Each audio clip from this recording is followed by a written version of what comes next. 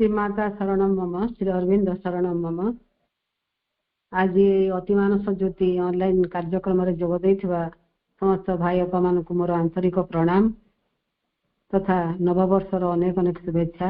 वंदे मातरम। माँ को पाद पद्म रे एक वंदना निवेदन करुछि। माँ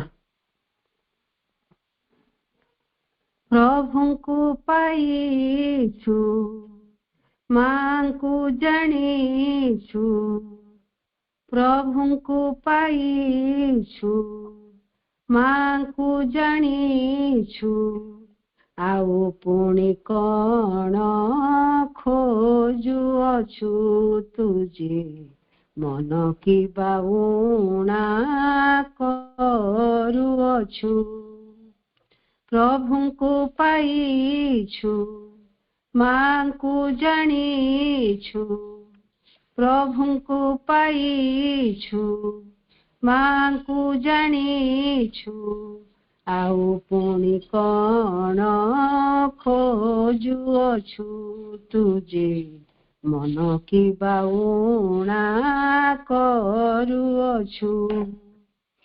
एई संसार रे सबुठारु बेसी मूल्यवान परा जदि किछि अछि। एई संसार रे सबुठारु बेसी मूल्यवान परा जदि किछि अछि। तांको कृपा बळे एई जीवन रे, तांको कृपा बळे एई जीवन रे, से सबु तो पाई सारी अछु तुझे, मन की बाउना करुअछु तुझे, मन की बाउना करुअछु। प्रभु को पाइछु, माँ को जानिछु, प्रभु को पाइछु, माँ को जानिछु, आउ पुणी कण खोजुअछु तुझे, मन की बाउना करुअछु। जानु बा न जानु नेइछन्ति कोळे, केते आनंद रे अछु आम हेळे। जानु बा न जानु नेइछन्ति कोळे, केते आनंद रे अछु आम हेळे। से आशीष तोर मथा परे थाई, से आशीष तोर मथा परे थाई, काहाकु तु आउ डरुअछु तुझे, मन की बाउना करुअछु तुझे, मन की बाउना करुअछु।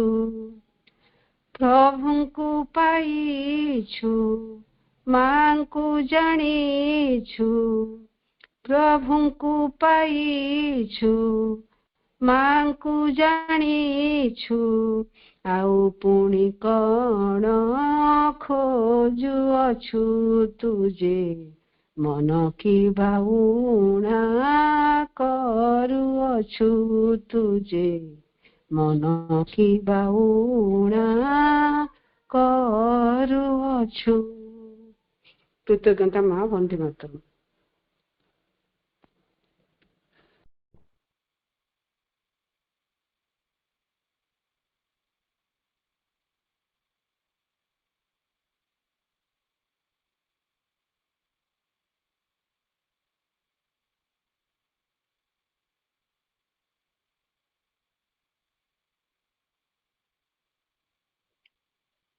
श्री माँ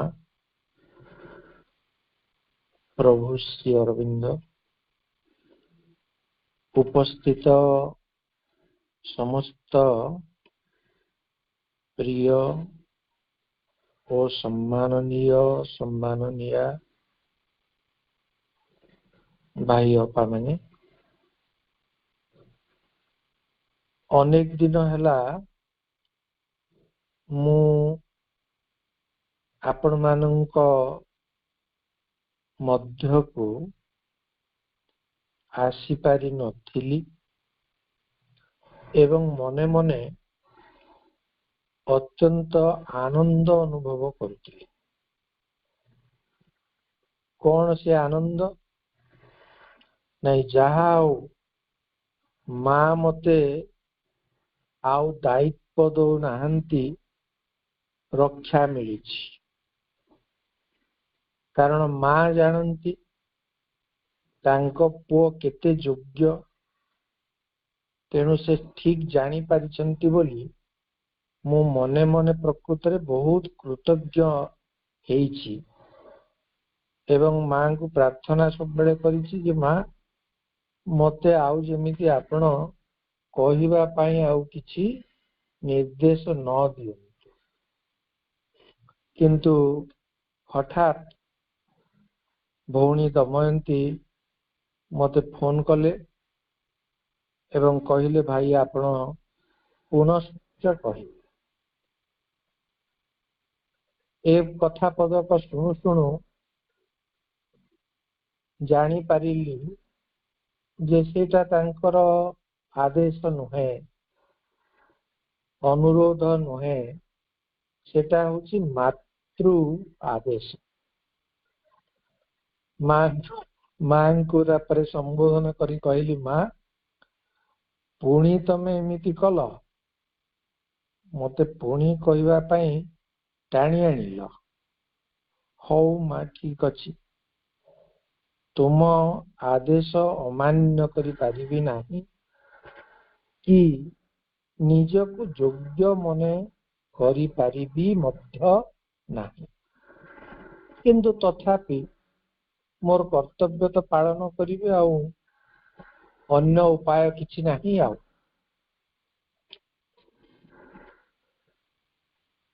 ଆଉ ବିଷୟ ରଖା ହେଲା ସେଥିପାଇଁ ନିତ୍ୟ ନୂତନ ସୀମା। এইটা ବାସ୍ତବିକ ମୋର ବହି ପଢା କଥା ନୁହେଁ କିମ୍ବା କିଏ ଶିଖାଇ ଦେଇଥିବା ମନ୍ତ୍ର ନୁହେଁ ବା ଦୃଷ୍ଟିଭଙ୍ଗୀ ନୁହେଁ। ମତେ କେହି ଏ ଦୃଷ୍ଟିଭଙ୍ଗୀ ଦେଇନାହାନ୍ତି। ମୁଁ ନିଜେ ଯେତେବେଳେ ମାଙ୍କୁ ଜାଣିଛି, ମାଙ୍କୁ ଦେଖିଛି, ସେତେବେଳେ ପ୍ରତିଟି ଥର ମତେ ସେ ନୂଆ ନୂଆ ଲାଗନ୍ତି। ପ୍ରତିଟି ଥର ନୂଆ ନୂଆ ଲାଗନ୍ତି, ନିତ୍ୟ ନୂତନ। ପୁରୁଣା କେମିତି ହବ? ବିଶ୍ୱକବି ରବୀନ୍ଦ୍ରନାଥ ଠାକୁର ସେ ଗୋଟେ ଜାଗାରେ ବର୍ଣ୍ଣନା କରୁଛନ୍ତି ଯେ ଆକାଶର ନୀଳ ରଙ୍ଗ କେବେ କଣ ପୁରୁଣା ହୋଇଯାଏ? ସମୁଦ୍ରର ଉତ୍ତାଳ ତରଙ୍ଗ କେବେ କଣ ପୁରାତନ ହେବାର ଆଶଙ୍କା ରହିଛି? ପକ୍ଷୀର କିଚିରି ମିଚିରି ଶବ୍ଦ ବା ଫୁଲର ବାସ୍ନା କଣ କେବେ ପୁରୁଣା ହୁଏ? ନା, କେବେ ହୁଏ ନାହିଁ। ପ୍ରତିଦିନ ଆମେ ସୂର୍ଯ୍ୟୋଦୟ ଦେଖୁ, ପ୍ରତିଦିନ ସୂର୍ଯ୍ୟାସ୍ତ ଦେଖୁ। ଆମ ମନରେ କଣ କେତେବେଳେ ଗୋଟେ ବିରକ୍ତି ଆସେ? ସେଇ କଥା ଅନେକ ସମୟରେ ଲୋକମାନେ ଦେଖିବେ, ଆପଣ ମାନେ କହୁଥାନ୍ତି, ଆରେ ଏଇ କଥା ତ ସେ କହିଥିଲେ, ପୁଣି ସେଇ କଥା କହୁଛନ୍ତି। ହଁ, ସେଇ କଥା ଯେତେବେଳେ ସୃଷ୍ଟିକର୍ତ୍ତା ରିପିଟେସନ କରନ୍ତି, ଭାଗ୍ୟ ବିଧାତା ଉପରେ ଯିଏ ଅଛନ୍ତି ସେ ଯେତେବେଳେ ସବୁ ସୃଷ୍ଟି କରନ୍ତି ନୂଆ ନୂଆ ଭାବରେ, ସେଟା ପ୍ରତିଟି ଜିନିଷ ନୂଆ। ଆପଣ ଦେଖିବେ ଏତେ ଫୁଲ ଫୁଟୁଛନ୍ତି, ପ୍ରତିଦିନର ଫୁଲ ନୂଆ। ପ୍ରତିଦିନର ସୌର କିରଣ ହଉଛି ନୂଆ, ପ୍ରତି ପୂର୍ଣ୍ଣିମାର ଜ୍ୟୋତ୍ସ୍ନା ଲୋକ ହେଉଛି ନୂଆ, ପୁରୁଣା କିଛି ନୁହେଁ। ତାହା ଆଉ ଯଦି ଆହୁରି ଉପରକୁ ଯିବା ଆମେ, କୋଉଟା ବେଶୀ ଭଲ ଲାଗେ ନା ଯୋଉଟା ପ୍ରକୃତରେ ଅତି ପୁରୁଣା, ମାନେ ଅତି ଅନ୍ତରଙ୍ଗ, ଯାହା ଯେତିକି ପୁରୁଣା ତାହା ସେତିକି ନୂଆ ଲାଗିବ। ନୂଆ ଆଉ ପୁରୁଣା ମାନେ ପୁରୁଣାର ବିପରୀତ ଶବ୍ଦ ନୂତନ ନୁହେଁ, ପୁରାତନର ବିପରୀତ ଶବ୍ଦ ନୂତନ ବା ନୂତନର ବିପରୀତ ଶବ୍ଦ ପୁରାତନ। ଏହା ପ୍ରକୃତରେ ନୁହେଁ, ସେଇଟା ବ୍ୟାକରଣରେ ଲେଖା ହୋଇଛି। କିନ୍ତୁ ଆମ ଭାବ ବ୍ୟାକରଣରେ ଆମେ ଦେଖିବା ୟା ମଧ୍ୟରେ କୌଣସି ପାର୍ଥକ୍ୟ ହିଁ ନାହିଁ। ଯାହା ଯେତିକି ପ୍ରାଚୀନ ତାହା ସେତିକି ନିତ୍ୟ ନୂତନ, ଯାହା ଯେତିକି ନିତ୍ୟ ନୂତନ ତାହା ସେତିକି ପ୍ରକୃତରେ ଅତ୍ୟନ୍ତ ଆପଣାର, ଅତ୍ୟନ୍ତ ଅନ୍ତରଙ୍ଗ। ମାଙ୍କୁ ଦେଖିଲେ କଣ ଲାଗେ? ଆପଣ ମାନଙ୍କୁ ସମସ୍ତଙ୍କୁ ଯଦି ମୁଁ ପଚାରିବି, ଆପଣ ମାନେ ମନେ ମନେ ଯାହା ଭାବୁଛନ୍ତି, କେବେ ଲାଗେ ଯେ ମାଙ୍କ ସହ ଏଇ ଦେଖା ପ୍ରଥମ ଦେଖା ବୋଲି? ନା, କାହିଁ କେତେ କାଳରୁ ମାଙ୍କ କୋଳରେ ମୁଁ ଯେମିତି ରହିଛି, ଆଶ୍ରିତ ହୋଇଛି, ଏବଂ ସେଥିପାଇଁ ସେ ପୁଣି ମତେ ନୂଆ ନୂଆ ବି ଲାଗନ୍ତି। ଯେତେ ପୁରୁଣା ଲାଗନ୍ତି ସେତେ ନୂଆ ଲାଗନ୍ତି। କି ରହସ୍ୟମୟ କଥା। କେବେ ହେଲେ କ୍ଳାନ୍ତି ଆସେ ନା। ମାଙ୍କ ମୁହଁକୁ ଆପଣ କେବଳ ଚାହିଁବେ, ତାଙ୍କ ଆଖି ଦୁଇଟିରେ ଯୋଉ ସ୍ନିଗ୍ଧ କରୁଣା ପ୍ରସ୍ଫୁଟିତ ହଉଛି ପ୍ରତିଟି କ୍ଷଣ, ଆପଣ ଯଦି ଖାଲି ଆଖି ମିଳାଇ ଦେବେ ତାହେଲେ ମା ଆଲୋକ ବର୍ଷା କରିଦେବେ। ହୃଦୟ ଭିତରେ କଣ ନ ଘଟିଯାଏ ଗୋଟେ ଗୋଟେ କ୍ଷଣରେ, ମାତ୍ର ଗୋଟିଏ କ୍ଷଣରେ ସୂର୍ଯ୍ୟୋଦୟ ହେଇଯିବ। ଗୋଟିଏ କ୍ଷଣରେ ଅନ୍ତର ଭିତରେ ପଦ୍ମ ପାଖୁଡା ସବୁ ପ୍ରସ୍ଫୁଟିତ ବିକଶିତ ହୋଇ ଉଠିବେ। ଗୋଟିଏ କ୍ଷଣରେ କେତେ ତାରକାର ଜ୍ୟୋତି ବିକିରିତ ହୋଇଯିବ। ଅସମ୍ଭବ ବ୍ୟାପାର। ଅନେକ କଥା ଜୀବନରେ ସେଇଟା ପ୍ରକୃତରେ ପୁରୁଣା ଲାଗିଯାଏ। ପୁରୁଣା ଲାଗିଯାଏ ମାନେ ମୁଁ ଏ ଦୃଷ୍ଟିରୁ କହୁଛି କୋଉ ଦୃଷ୍ଟିରୁ ପୁରୁଣା ଲାଗିଯାଏ ମାନେ କ୍ଳାନ୍ତିକର ଲାଗିଯାଏ। ଓହ, ସେଇ କଥା, ସେଇ ଦୃଶ୍ୟ, ସେଇ ଜିନିଷ ତ ଆଉ କେତେ ଦେଖିବା, ଏଇ କଥାକୁ କେତେ ଦେଖିବା, ସେଇ ନାଟକ ତ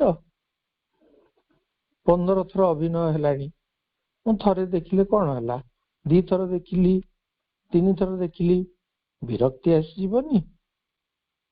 କିନ୍ତୁ ଯୋଉଠି ପ୍ରକୃତରେ କଣ ସମ୍ପର୍କ ରହିଛି ମୁଁ କହିପାରୁନି, ସେଇଟା ମା ଜାଣନ୍ତି ଏବଂ ସେଇଟା ସୃଷ୍ଟିକର୍ତ୍ତା ଜାଣନ୍ତି।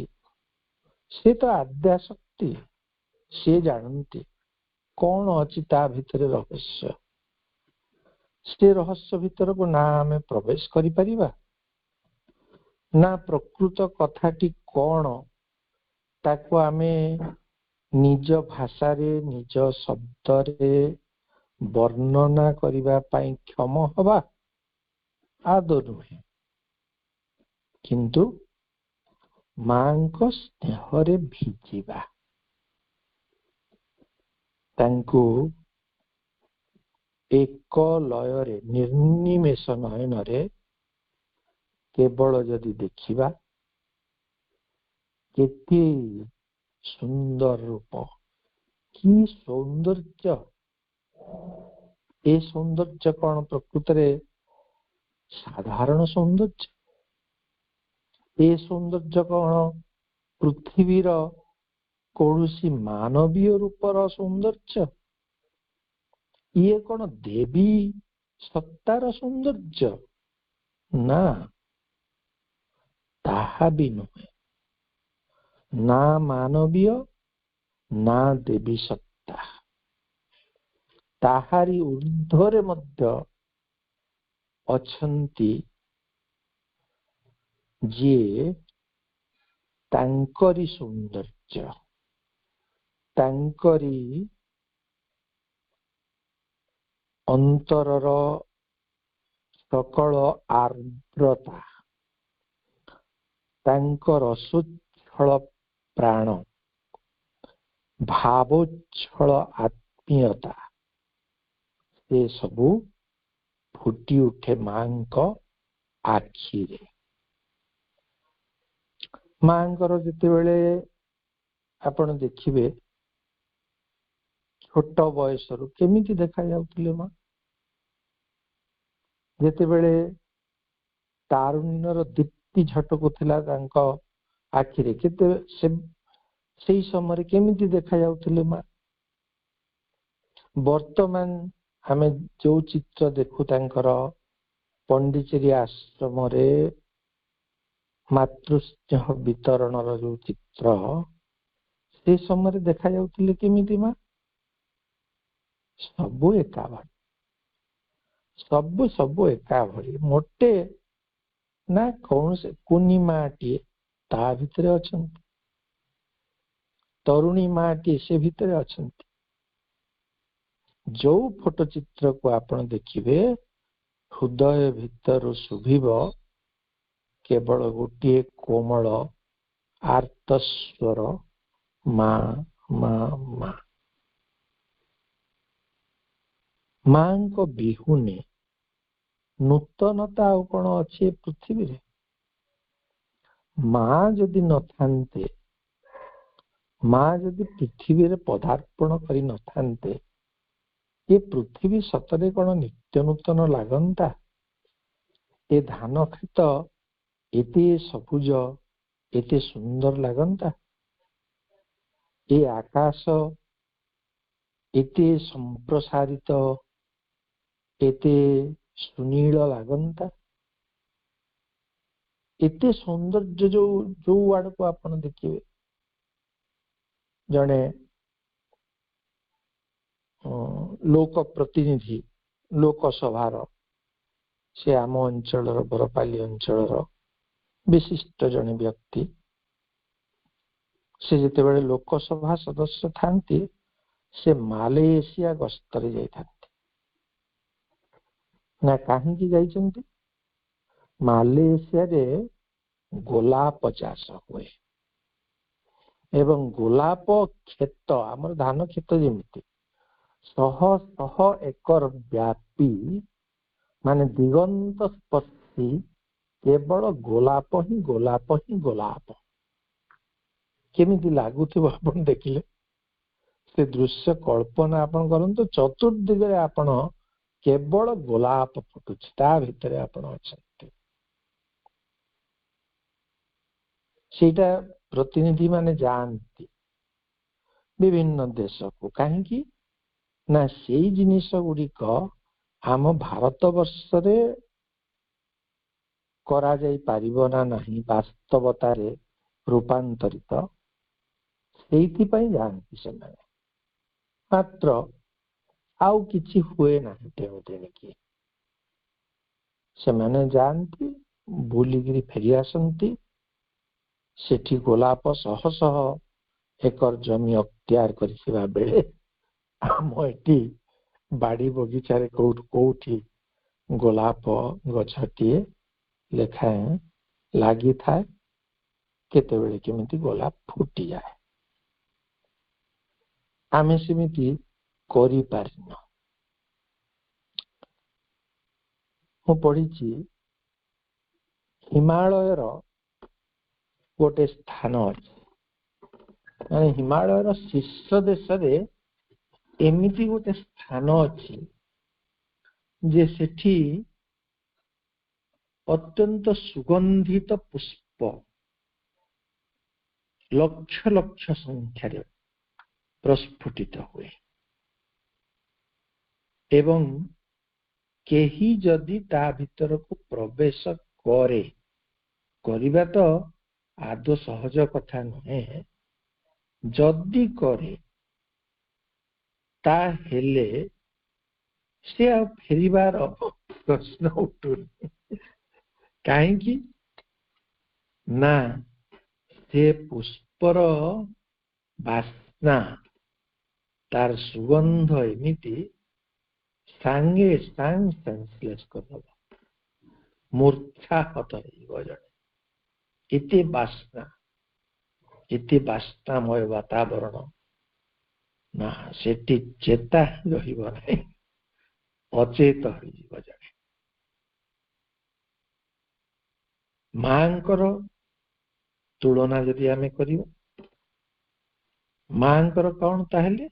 ମାଙ୍କର ବି ସେଇଆ, ଅଚେତ ହେଇଯିବେ ଆପଣ। ପୁଣି ମୁଁ କହୁଛି ସେଥିପାଇଁ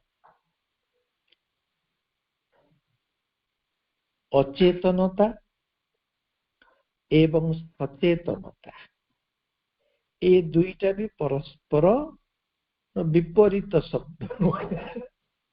ସେଟା ବ୍ୟାକରଣରେ ଅଛି, ବୁଝେଇବା ପାଇଁ ସେଟା କୁହାଯାଏ ଚେତା ବୁଡ଼ିଯିବ ମାଙ୍କୁ ଦେଖିଲେ, ମାନେ ଆମର ସାଂସାରିକ ଚେତାଟା ବୁଡ଼ିଯିବ।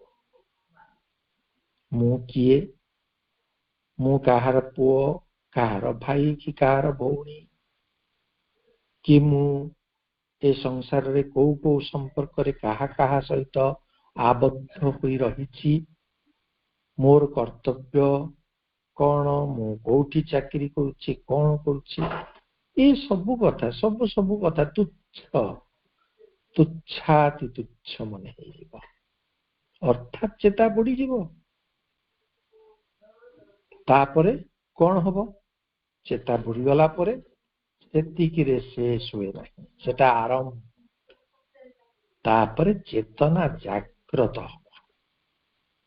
ଶ୍ରୀ ମାଙ୍କର ଆଶିଷ ସ୍ପର୍ଶରେ ନବଚେତନା ଜାଗ୍ରତ ହବ, ନବ ଜ୍ୟୋତି ପ୍ରକାଶିତ ହବ।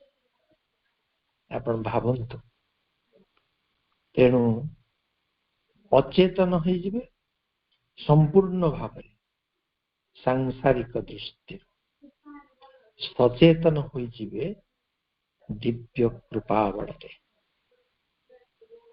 ତେଣୁ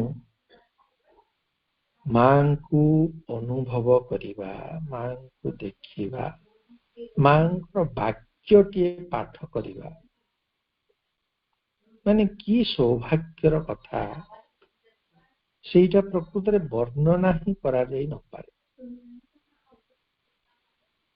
ଆପଣ ଯୋଉ ପୃଷ୍ଠା ଓଲଟାଇ ଦେବେ ମାଙ୍କର, ଦେଖିବେ ସେ ପୃଷ୍ଠା ଭିତରେ, ସେ ବାକ୍ୟ ଭିତରେ କଣ ଭରି ନ ରହିଛି। ଗୋଟିଏ ଗୋଟିଏ ବାକ୍ୟ ଭିତରେ ଏତେ ସ୍ନେହ, ଅପାର ସ୍ନେହ। ଗୋଟେ ଗୋଟେ ବାକ୍ୟ ଭିତରେ ଅମାପ ମମତା କେମିତି ପରିପୂର୍ଣ୍ଣ ହୋଇ ରହିଛି। ଗୋଟେ ବାକ୍ୟ କେବଳ ଯଦି ପଢିଦେବେ ଦିନକରେ, ସେ ରାତିଟି ସେତିକି ଯଦି ଖାଲି ସ୍ମରଣ କରିକି ଆପଣ ଶୋଇ ପଡିବେ, ସେତିକିରେ ମାତୃ କୃପା ଆପଣଙ୍କୁ ସମ୍ପୂର୍ଣ୍ଣ ଭାବରେ ଆଚ୍ଛାଦିତ କରି ରଖିବ। ଅଜାଣତରେ ମଧ୍ୟ, ସଚେତନ ଭାବରେ ନୁହେଁ, ଅଚେତନ ଭାବରେ ମଧ୍ୟ, ମାନେ ଆମେ ଜାଣିନୁ, ଆମେ ଜାଣିପାରିବା ନାହିଁ ଗୋଟେ ବାକ୍ୟ କେମିତି ଆମ ଚାରିଆଡେ ଆଲୋକର ଗୋଟେ ବୃତ୍ତ ସୃଷ୍ଟି କରି ରହିଛି। ଇଏ କଣ ଦେଖିବା ଭଳି ଜିନିଷ ଆଖିକୁ କଣ ଦେଖାଯିବ? ଶ୍ରୀ ଅରବିନ୍ଦଙ୍କର ଯେତେବେଳେ ମାନେ ମହାପ୍ରୟାଣ ଘଟିଲା, ସେତେବେଳେ ଯୋଉ ଆଲୋକ ପରିବୃତ୍ତ ହୋଇ ଶରୀରଟିକୁ ତାଙ୍କର ରହିଥିଲା, ସେଇଟା ପରା କିଏ ଦେଖିପାରୁଥିଲେ? ମା ଦେଖିପାରୁଥିଲେ। ଏବଂ ଯାହାଙ୍କ ଉପରେ ସେ କରୁଣା କଲେ କେବଳ ସିଏ ଦେଖିପାରନ୍ତି ସେ ଆଲୋକ, ଅନ୍ୟମାନେ କେହି ଦେଖିପାରିବେ ନାହିଁ। ତେଣୁ ମାଙ୍କର ଗୋଟିଏ ବାକ୍ୟ, ମାଙ୍କ ଉଚ୍ଚାରିତ ପ୍ରାର୍ଥନାର ଗୋଟିଏ ଶବ୍ଦ କେମିତି ଭାବରେ ଆମକୁ ଗୋଟାଏ ସୁରକ୍ଷିତ ବୃତ୍ତରେ ରଖିଦେଇପାରେ, ସେ କଥା ଅଚିନ୍ତନୀୟ। ଚିନ୍ତା ବି ଆମେ କରିପାରିବାନି। ତେଣୁ ଶ୍ରୀ ମାଙ୍କ ବିଷୟରେ ଆପଣ ଯେତେ ଚର୍ଚ୍ଚା କରନ୍ତୁ, ପ୍ରତିଦିନ ଆପଣ ଯୋଉ ମା ମା ମା ମା ବୋଲି କହୁଛ, ମୁଁ କହୁଛି, ଆପଣ କହୁଛନ୍ତି, ଆପଣ ମୁହଁରେ କୁହନ୍ତୁ କି ମୁହଁରେ ନ କହନ୍ତୁ। ଯେଉଁମାନେ ମୁହଁରେ ନ କହନ୍ତି ସେମାନଙ୍କ ହୃଦୟର ମାନେ ହୃତ୍ପିଣ୍ଡର ସ୍ପନ୍ଦନ ଉଚ୍ଚାରଣ କରୁଛନ୍ତି, ମା ମା ମା ମା।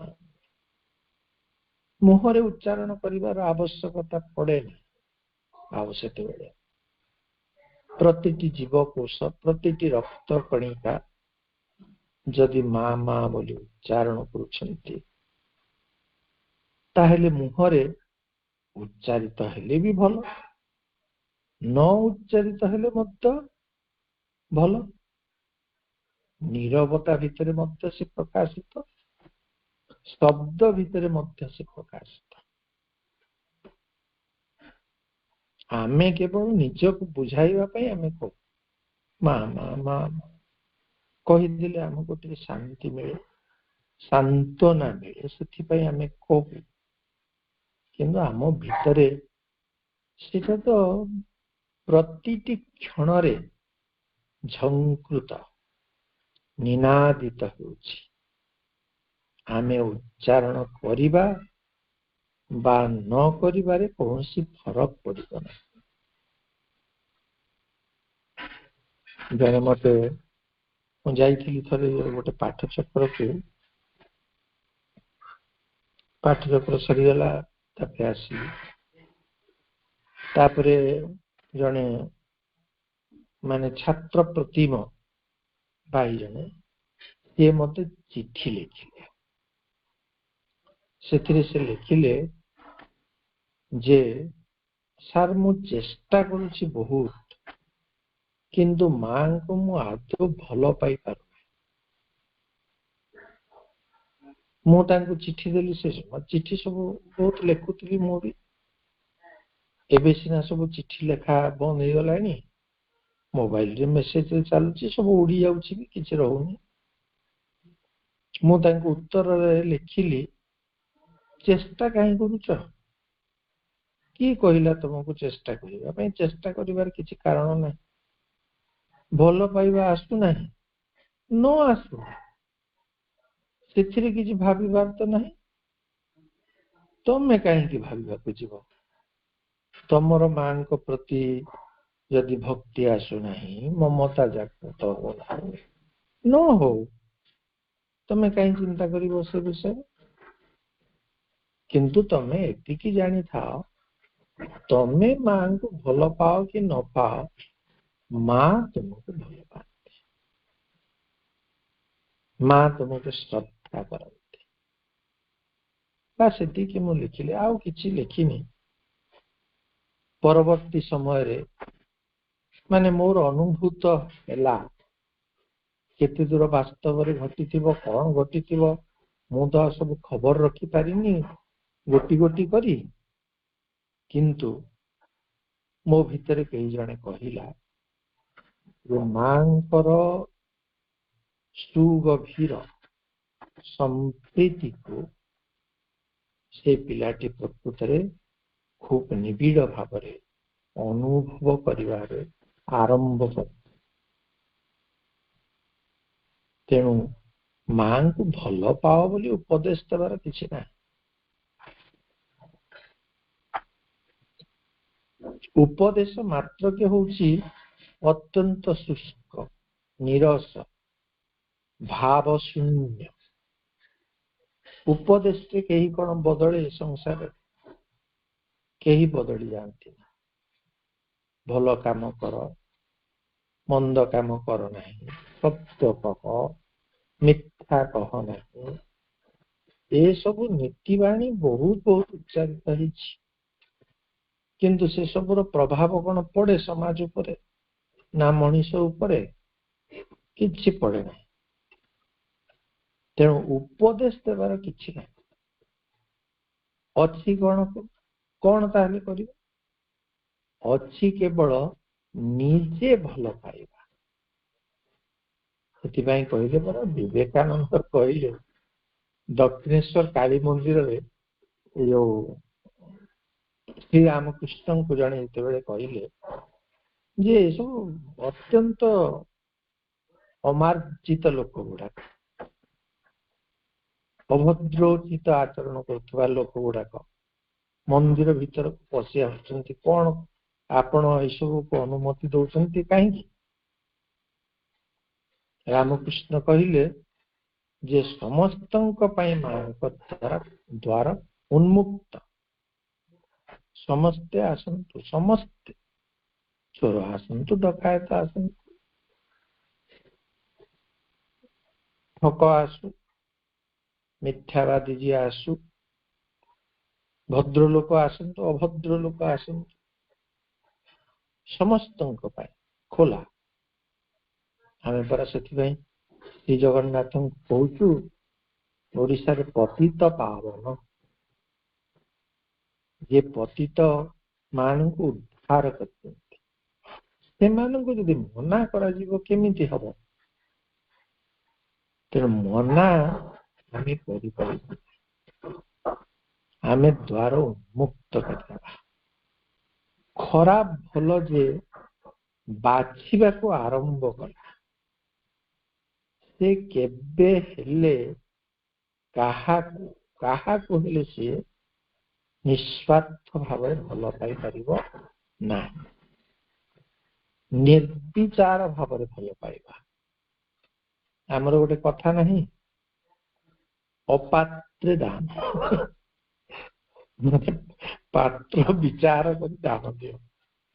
ଆରେ ଏଇ ଲୋକଟା ଏତେ ବିଶ୍ୱାସଘାତକ ବୋଲି ମୁଁ ଜାଣିନଥିଲି, ତାକୁ ମୁଁ ବିଶ୍ୱାସ କଲି, ମନସ୍ତାପ ହୁଏ ନା?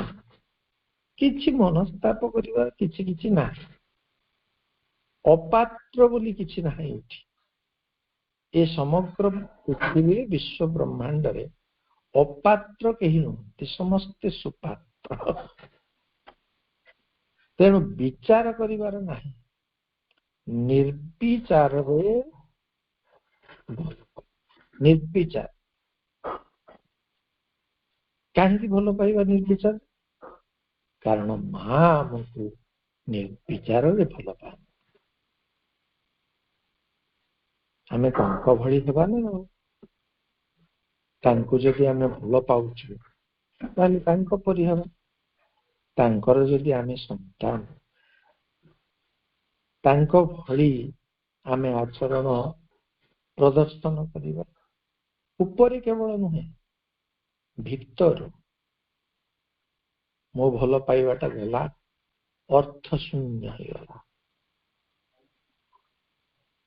ମୁଁ ଯୋଉ ସାହାଯ୍ୟ ଟିକେ ତାକୁ ଦେଇଥିଲି, ଦେଖ ସେ ଟିକେ ବି କୃତଜ୍ଞ ରହିଲା ନାହିଁ ମୋ ପ୍ରତି।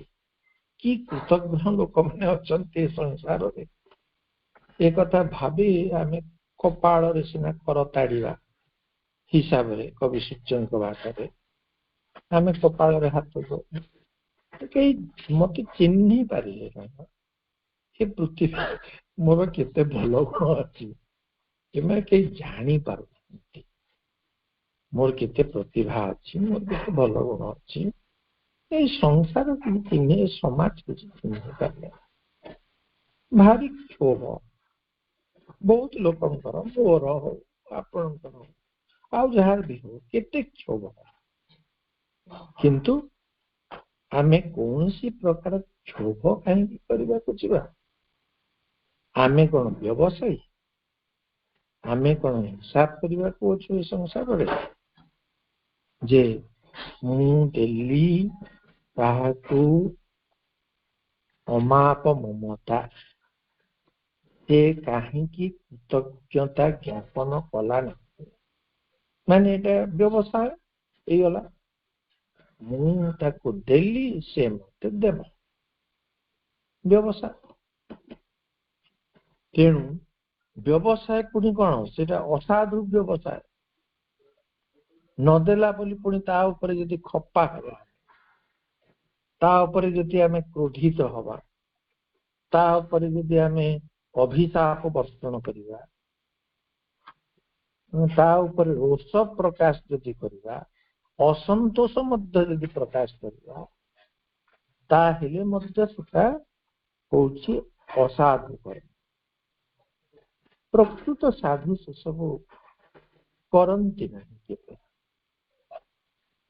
जो मैंने प्रकृत रे आत्मा साधु से मैंने कौन सी प्रकार प्रत्याशा कहा न करी निजर कर्तव्य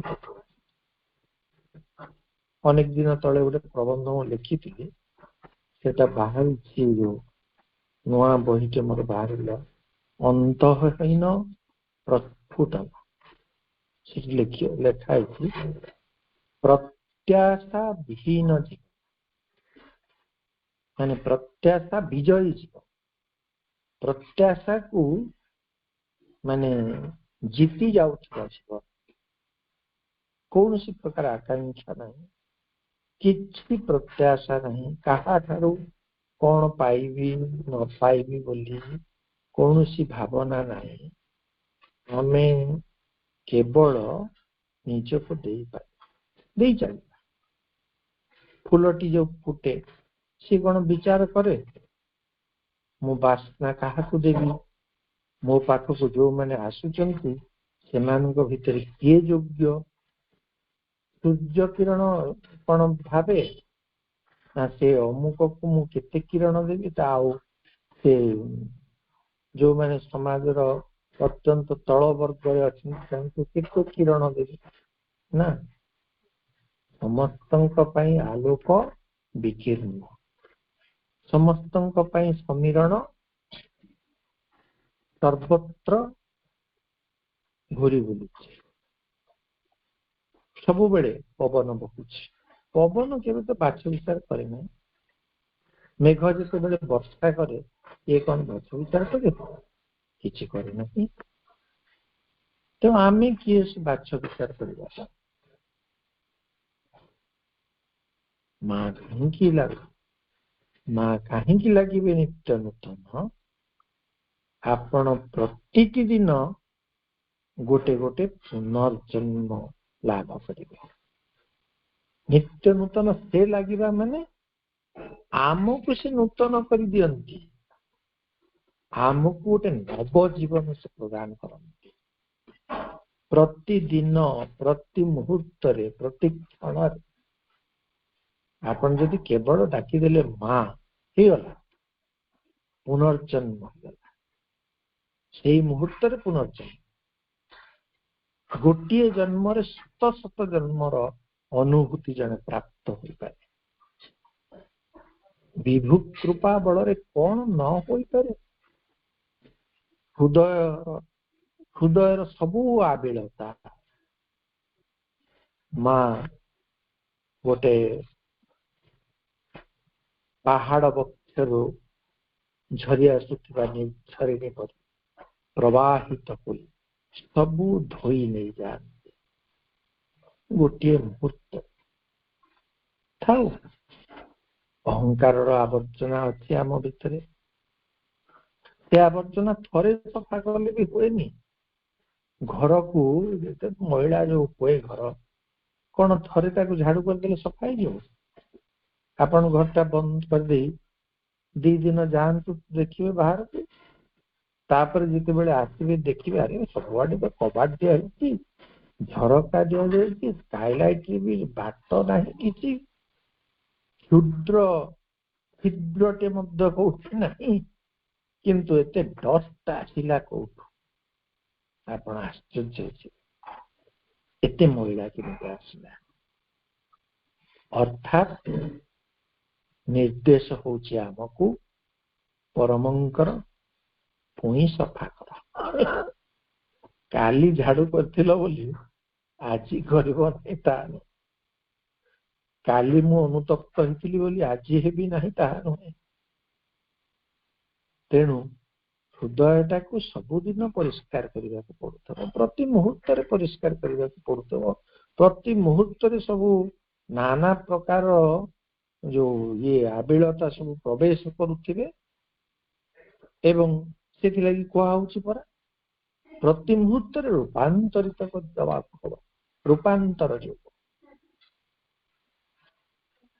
ତେଣୁ ଯଦି ମାନେ ଆସୁଛି କ୍ରୋଧ ଆସୁଛି, ସ୍ନେହରେ ତାକୁ ପରିଣତ କରିଦେବାଟା ଇ କଣ କିଛି କମ କଥା, କମ ସାଧନାର କଥା। ଖାଲି ଏତିକି ପ୍ରାର୍ଥନା କରାଯାଉ, ମା ମଞ୍ଜୁର କରିଦେବେ। ଯଦି ମାଙ୍କୁ କୁହାଯାଏ, ମା ଗୋ ମୋର ତା ପ୍ରତି ବହୁତ କ୍ରୋଧ ଆସୁଛି, ତା ପ୍ରତି ମୋର ଭଲ ପାଇବା ମତେ ଆସୁନି, ମୁଁ ଏବେ ଏଇ ଯୋଉ ପୁରାତନ ମାନେ ଆଗରୁ ସବୁ ଡାଏରୀ ଲେଖୁଥିଲି, ଡାଏରୀ ବହି ଗୁଡାକ ବାହାରୁଛି ଗୋଟେ ଗୋଟେ ଦେଇ ଦଉଛି, ଏବେ ତ ଆଉ ଲେଖିପାରୁନି ଡାଏରୀଟା।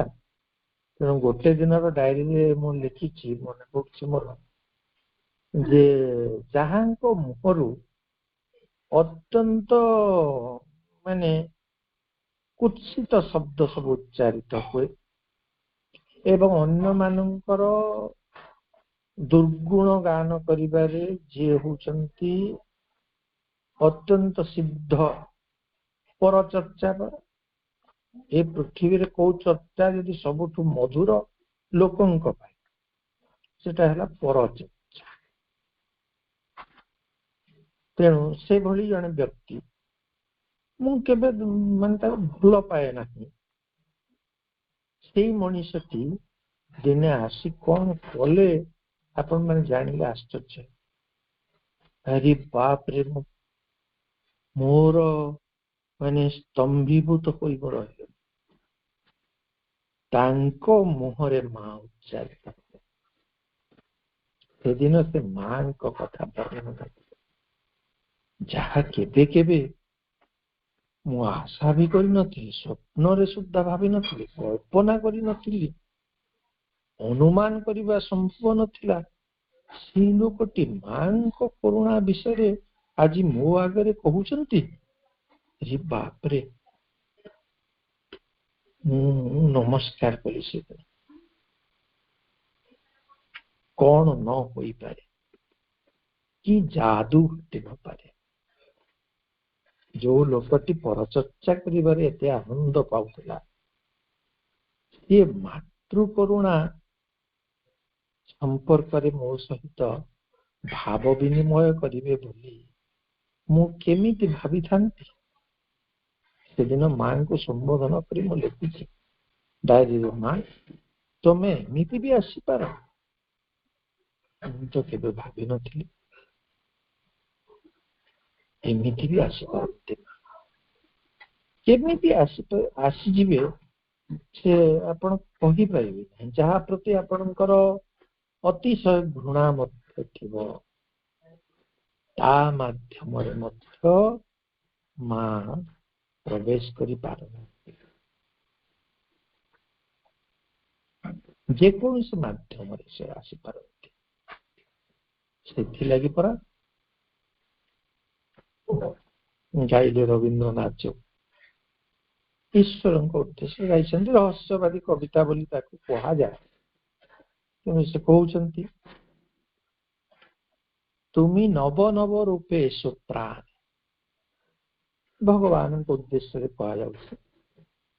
କିନ୍ତୁ ତାକୁ ଏଇ ଯୋଉ କବିତାର ସମୀକ୍ଷକ ମାନେ କହୁଛନ୍ତି ରହସ୍ୟବାଦୀ କବିତା।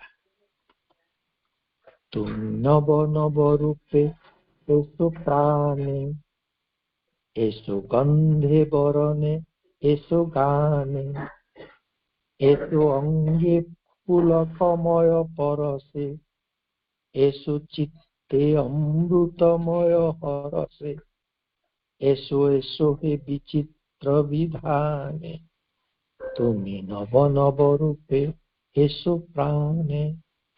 রবীন্দ্র গাউছেন, রবীন্দ্র কণ্ঠ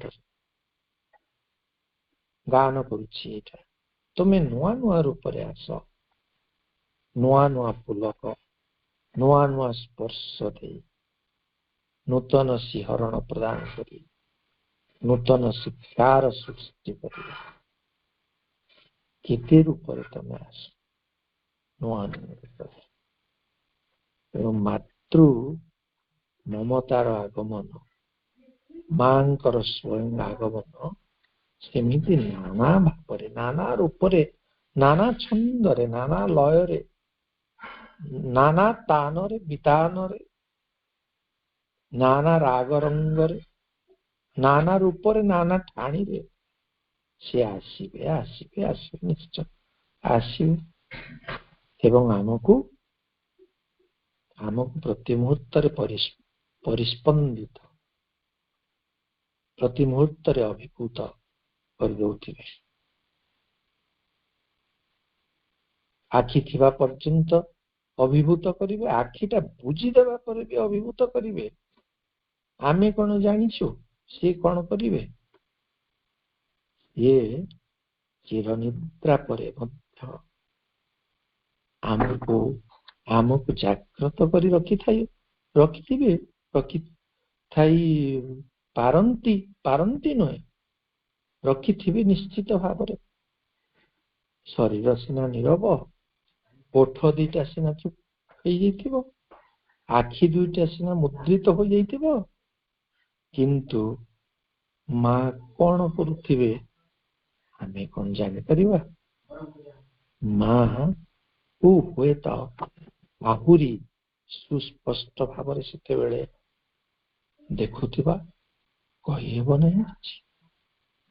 ଆମ କଳ୍ପନା ଠାରୁ ସେ ପ୍ରକୃତରେ ସହସ୍ର ଗୁଣ ଅଧିକ, ବହୁତ ଅଧିକ, ଲକ୍ଷ ଗୁଣ ଅଧିକ କଳ୍ପନାତୀତ ଭାବରେ ସୁନ୍ଦର ସୁନ୍ଦର, ଅତି ସୁନ୍ଦର ସୁନ୍ଦର ତୃପ୍ତିର ଅବସାଦନା ଯାହା ଦେଖୁଥିଲେ ନୂଆ ଦିଶୁଥାଇ ବୋଲି କବିବର ରାଧାନାଥ ରାୟ ଯୋଉ କହିଲେ, ଚିଲିକାକୁ ଦେଖି ମାଙ୍କ ଉଦ୍ଦେଶ୍ୟରେ ସେ ପଦଟି କଣ ଆମେ ଉଚ୍ଚାରଣ କରିଦେଇ ପାରିବା ନାହିଁ?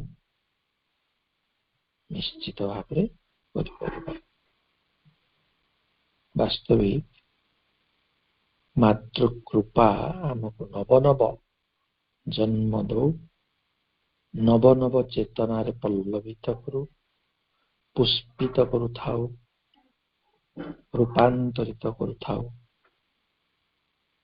ମା ବ୍ୟତୀତ ପୃଥିବୀରେ ଆଉ କୌଣସି ଅର୍ଥ ନାହିଁ। ମା ଅଛନ୍ତି, ସେଥିପାଇଁ କିଛି ଅର୍ଥ ଅଛି ପୃଥିବୀର। ଯଦି ଜୀବନ ଅଭିଶାପ ବୋଲି ମନେ ହଉଛି, ମା ଅଛନ୍ତି, ସେଥିପାଇଁ ଆଶୀର୍ବାଦ ଯୁକ୍ତ ଏ ପୃଥିବୀ। ସେ ଆଶୀର୍ବାଦରୁ ଆମେ ବଞ୍ଚିତ ହେବା ନାହିଁ କି? କେବେ ହେବା ନାହିଁ। ଆମେ ସାମାନ୍ୟ ଗୋଟିଏ ମୁହୂର୍ତ୍ତ ମଧ୍ୟ ଯଦି ପ୍ରାର୍ଥନାରତ ହଉ, ତାହେଲେ ମା ସ୍ୱୟଂ ଆମକୁ କୋଳାକୃତ କରିଦେବେ। ମା ଏତିକିରେ ରଖୁଛି ମୋର ବକ୍ତବ୍ୟକୁ ସୀମିତ କରି। ସମୟ ପ୍ରାୟ ନିକଟବର୍ତ୍ତୀ ହେଇ ଆସିଲାଣି ବା ଅତିକ୍ରମ କରିବାକୁ ଯାଉଛି। ଆପଣମାନଙ୍କୁ बहुत गभीर कृतज्ञता समस्ते आपण माने नीरव भावरे ध्यानस्थ भावरे शुणी मु किछि कहिनी एतिकी मु केवल कहि दउछि वास्तविक कथा मु किछि किछि कहि ना आपण माने केबे भाबिबे नाही एडे से किए प्रोफेसर महेंद्र कुमार मेहर कहिले बोली को प्रोफेसर कहि परिबो कहिले को महेंद्र कुमार मेहर कहि परिबो केही नय माँ जहा कहउचंती सेटा केवल माने कोन केवल मो मुह ता गोटे निमित्त मात्र से उच्चारण करुछि कहिबा वाला तो होचंती से सुनिबा वाला भी से आपण माने जो सुनचंती आपण माने सुनचंती माँ सुनचंती माँ कहउचंती माँ सुनचंती से मो भितरे से आपण मानको समस्तଙ୍କ भितरे से सारा पृथ्वी परिव्याप्त हो कोन रही हुए सीमाहीन यात्रा तथापि आमे जो समय को भाग भाग करछु तो तेणु टिके अटकी जिबा आउ मु मोर